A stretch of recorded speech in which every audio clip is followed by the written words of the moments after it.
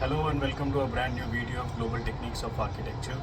Into today's video, since we are just saying bye to monsoon 2024, the question for all the designers or say project managers or say project management consultants or say facility managers would be from my end that what are the materials that you use to say stop leakages into your project.